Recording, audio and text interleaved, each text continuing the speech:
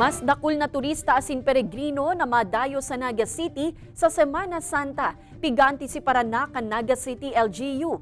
Man iba-ibang unit asing grupo na mataong asistensya sa mga madayo sa syudad nakaantabay na. Uyan report ni Jessica Calino.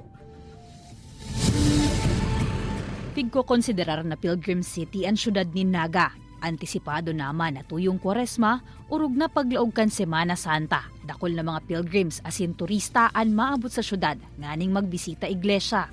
Kung maobserbahan po nindungon yan, perminang may mga bases sa mga simbahan. So nagpupuuna po ang pag-arabutan kang mga pilgrims. So lalo po ngunyan na nagbalik na kita sa normal situation. So mas lalo po.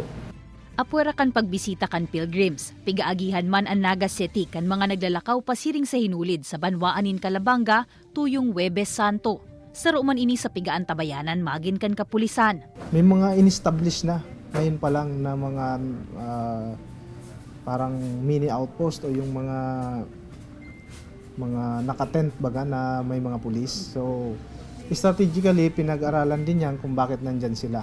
So most probably yung mga palabas at papasok ng Naga ay boundaries, may naka-establish na po tayo. Nakalatag naman subuot ang puwersa kan Camarines Police Provincial Office como antisipasyon sa paabuto na Semana Santa. May mga nakaposte naman na Motorist Assistance Center sa Lambang Munisipyo sa Calabaan kan Maharlika Highway. Nandiyan na rin po yung ating mga dinadayo na lugar, katulad po dito sa Calabanga. Meron tayong tinatawag dyan na hinulid.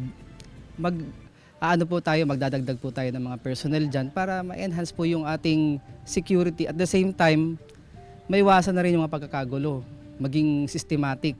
Makalihis ang Holy Week, sunod na tututukan kan mga otoridad ang summer vacation kung sa Inmalan Sarman nin Oplan Ligtas Sumvac 2024. Mas pinahigot na checkpoint inspections asin Oplan Sita ang dapat na antisiparan digdi kan mga motorista.